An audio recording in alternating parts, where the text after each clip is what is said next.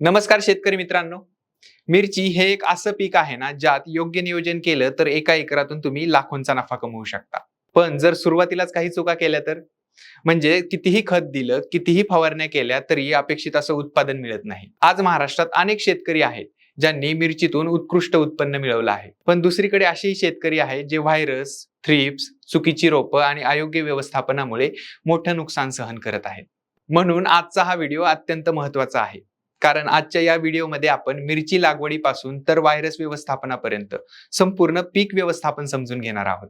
शेतकरी बंधूंनो, या व्हिडिओमध्ये आपण पाहणार आहोत हंगाम कोणता निवडायचा, वाण कोणता निवडायचा, रोपं कशी निवडायची, रूट कॉइलिंग म्हणजे काय, मल्चिंग कधी करायचं, पाणी किती द्यायचं आणि व्हायरस व थ्रिप्सवर नेमका फरक कसा ओळखायचा, हे सर्व आज आपण सविस्तर जाणून घेणार आहोत.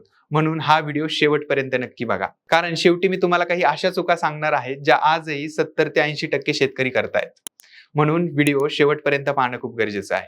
शेतकरी मित्रांनो, बहुतेक शेतकरी मिरची लागवडीपूर्वी एकच प्रश्न विचारतात: एका एकरातून किती उत्पादन मिळेल? पण फार कमी शेतकरी विचारतात की माझा माल कोणत्या बाजारात जाणार आहे. आणि खरं सांगायचं झालं तर मिरचीमध्ये नफा फक्त उत्पादनात नसतो, तर तो असतो मार्केट टायमिंग मध्ये.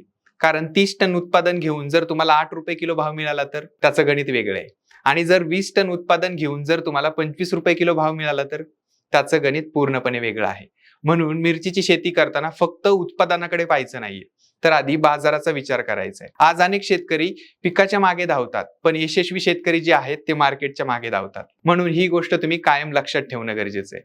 मिरची लागवडीत योग्य हंगाम निवडणं अत्यंत महत्वाचं आहे. कारण हंगामच ठरवतो की तुमच्या पिकावर कोणते रोग येणार आहेत, कोणत्या किडींचा प्रादुर्भाव होणार आहे आणि बाजारभाव कसा मिळणार आहे. विशेषतः महाराष्ट्राची गोष्ट करायची झाली तर खरीप, रब्बी आणि उन्हाळी अशा 3 विविध हंगामामध्ये मिरचीचं पीक घेतलं जातं. पण सर्व शेतकऱ्यांसाठी एकच हंगाम योग्य असेल असं नाही ना. तुमच्या भागातील हवामान, पाण्याची उपलब्धता, बाजारपेठ आणि मजूर व्यवस्था हे सर्व पाहून तुम्हाला निर्णय घ्यावा लागतो. अनेक वेळा आपण काय पाहतो, एखाद्या शेतकऱ्याने चांगला नफा कमवला की दुसऱ्या वर्षी आपण त्याच गावात त्याच महिन्यात मिरचीची लागवड करतो आणि मग भाव पडतात. म्हणून इतर शेतकऱ्यांचं अनुकरण करण्यापेक्षा मार्केटचं निरीक्षण करणं आपल्याला खूप महत्वाचं आहे. शेतकरी मित्रांनो, मिरची हे एक अतिशय संवेदनशील पीक आहे, विशेषतः तापमानाबद्दल. अनेक वेळा शेतकरी म्हणतात की खतं दिलं, फवारणी केली तरी पण फुलधारणा होत नाहीये आणि मग त्यांना काय वाटतं की समस्या खतांची आहे. पण प्रत्यक्षात अनेक वेळा कारण तापमान असतं. जर रात्रीचं तापमान खूप कमी झालं तर, उदाहरण द्यायचं झालं तर 13 ते 16 डिग्री सेल्सिअस पर्यंत गेलं तर झाडांची वाढ मंदावते, फुलधारणा कमी होते आणि अनेक वेळा फुलगळ सारखी समस्या देखील येऊ शकते. विशेषतः तिखट मिरचीच्या जातींमध्ये हा परिणाम खूप लवकर दिसून येतो. कारण कमी तापमानात परागीकरण व्यवस्थित होत नाही, त्यामुळे फळधारणा कमी होते. महाराष्ट्रात हा प्रकार विशेषतः म्हणजे डिसेंबर आणि जानेवारी महिन्यात दिसून येतो. नाशिक असेल, पुणे असेल, सातारा, अहिल्यानगर, विदर्भातील काही भागात जिथे रात्री थंडी खूप जास्त असते त्या काळात मिरचीच्या झाडांवर फुलं दिसतात, पण फळधारणा अपेक्षेप्रमाणे होत नाही. काही वेळेला फळं जी आहेत ती वाकडी तिकडी होतात, वाढ खुंटते. आणि दुसरीकडे बघा, जेव्हा रात्रीचं तापमान उबदार राहील आणि हवामान कोरडं असेल तर मिरचीचा तिखटपणा वाढायला मदत होते. आणि म्हणूनच विदर्भ, मराठवाडा आणि पश्चिम महाराष्ट्रातील उष्ण भागात तयार होणारी तिखट मिरची जास्त झणझणीत असते. विशेषतः जळगाव, अकोला, अमरावती, धुळे, लातूर या भागातील उष्ण आणि कोरडं हवामान जे आहे ते या तिखट मिरचीसाठी खूप अनुकूल मानलं जातं. त्यामुळे रंग, तिखटपणा आणि गुणवत्ता चांगली मिळते. पण एक लक्षात घ्या, याच उष्ण हवामानात पाणी व्यवस्थापन जर व्यवस्थित केलं नाही तर फुलगळ आणि फळगळ सारखी समस्या वाढू देखील शकते. म्हणून उष्ण वातावरणात ड्रीप सिंचन, मल्चिंग आणि संतुलित खत व्यवस्थापन करणं खूप महत्वाचं आहे. आता शेतकरी मित्रांनो, वाण निवडताना सर्वात मोठी चूक कोणती होती ही माहितीये का तुम्हाला? शेजाऱ्याने घेतला म्हणून तोच वाण घेणं. शक्यतो ही चूक टाळा, कारण प्रत्येक भागाची बाजारपेठ वेगळी आहे. जर तुम्हाला उदाहरण द्यायचं झालं तर जर तुम्ही पुणे, मुंबई, ठाणे किंवा सुरत मार्केटला जर माल पाठवणार असाल तर त्या भागात कमी तिखट आणि मध्यम तिखट मिरचीला जास्त मागणी असते. अशा ठिकाणी आकर्षक रंग, चमक आणि एकसारखा आकार आणि चांगलं सादरीकरण या 3 गोष्टींना खूप महत्त्व दिलं जातं. आणि दुसरीकडे मराठवाडा असेल, विदर्भ असेल, खानदेश असेल या भागात तिखट मिरचीची खूप मोठ्या प्रमाणात मागणी असते. कारण या भागात मसाला उद्योग, मिरची पावडर, ठेचा आणि वाळलेल्या मिरचीचा मोठ्या प्रमाणात वापर केला जातो. म्हणून फक्त उत्पादन किती येईल यावर निर्णय घेऊ नका, तर तुमच्या भागात कोणत्या प्रकारच्या मिरचीला मागणी जास्त आहे, कोणत्या बाजारात चांगला भाव मिळतो आणि कोणता वाण या परिस्थितीत टिकू शकतो हे समजून घेणं तुमच्यासाठी खूप महत्वाचं आहे.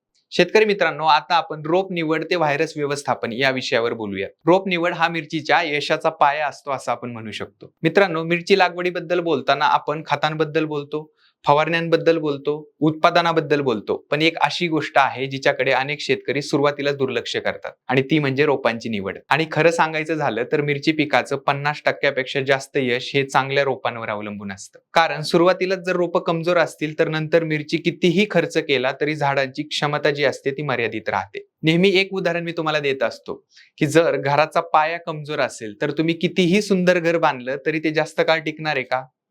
अगदी तसंच मिरची पिकामध्ये आहे. कमजोर रोपावर मजबूत पीक उभं राहू शकत नाही. आजही अनेक शेतकरी काय करतात, फक्त स्वस्त मिळत आहे म्हणून रोपं घेतात किंवा उंची जास्त दिसते म्हणून रोपं निवडतात. पण उंच दिसणारं प्रत्येक रोप चांगलं असेलच असं नाही.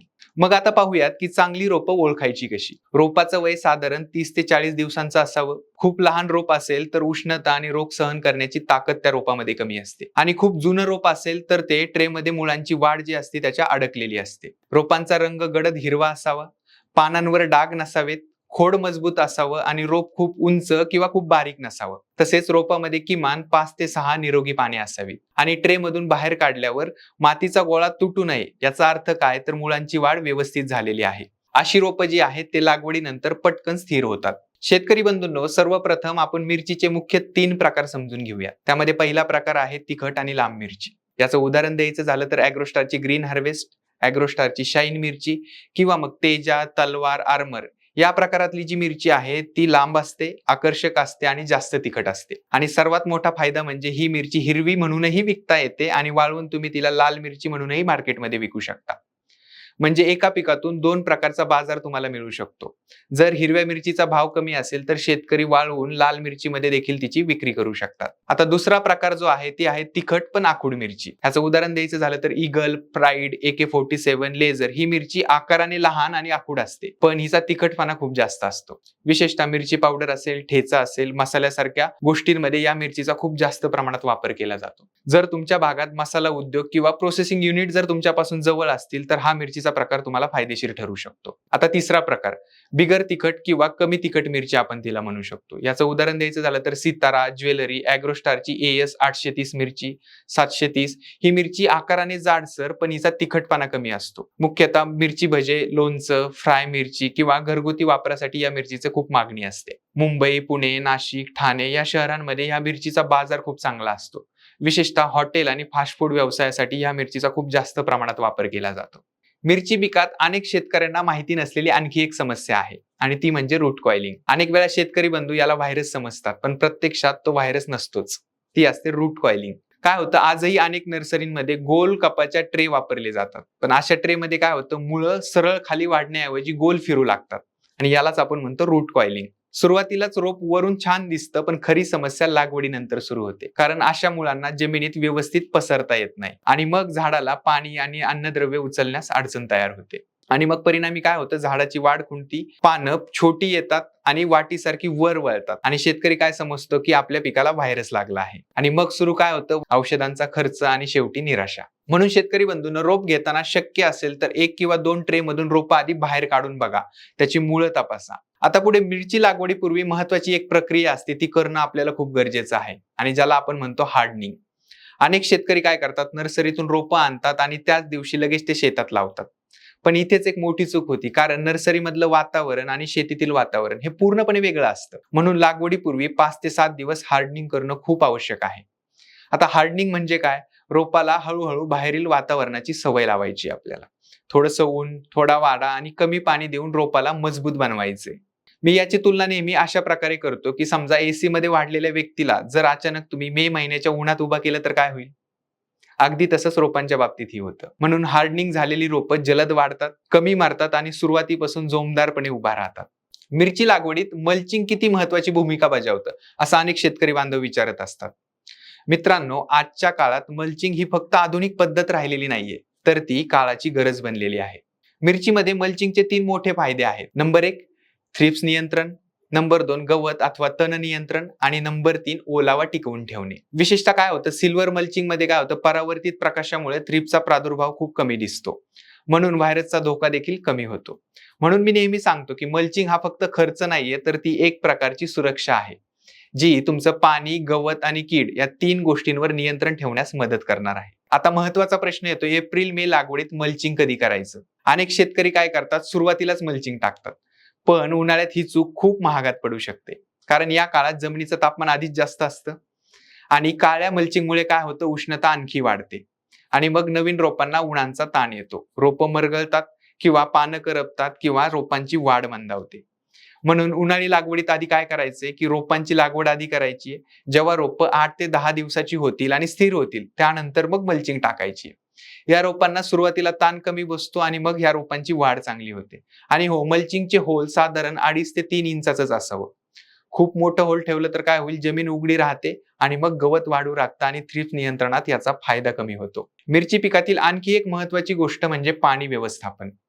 लागवडीनंतरचे पहिले 15 ते 20 दिवस संपूर्ण पिकाचं भविष्य ठरवत असतात आणि याच काळात सर्वात जास्त शेतकरी चुका करतात, विशेषतः पाणी व्यवस्थापनामध्ये. अनेक शेतकरी काय करतात, की रोप लावल्यानंतर संपूर्ण बेड भिजवतात. त्यांना काय वाटतं, की जास्त पाणी म्हणजे जास्त वाढ. पण प्रत्यक्षात रोपाला साधारण 50 ते 60 मिली पाणी पुरेसं असतं, तेही थेट बुडाजवळ दिलं तर. यामुळे मुळं पाण्याच्या शोधात खाली आणि बाजूला पसरतात.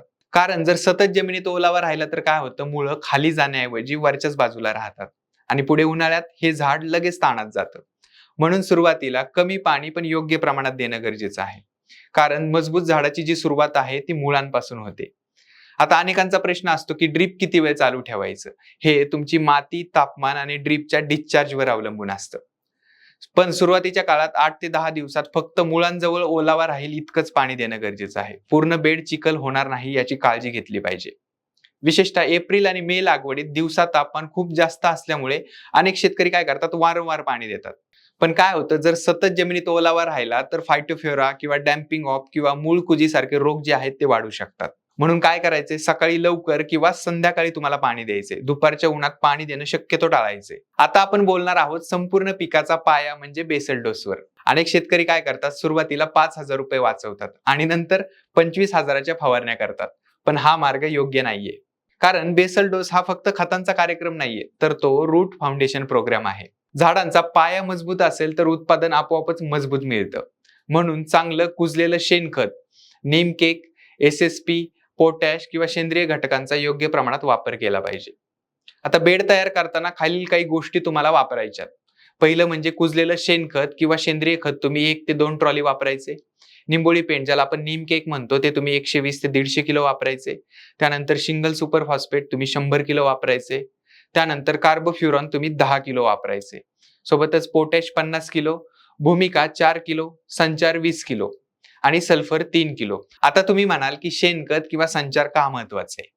कारण हे जमिनीची रचना सुधारतं, माती भुसभुशीत बनवतं, जमिनीची पाणी धरून ठेवण्याची क्षमता वाढवतं आणि सूक्ष्मजीवांची संख्या देखील वाढवतं.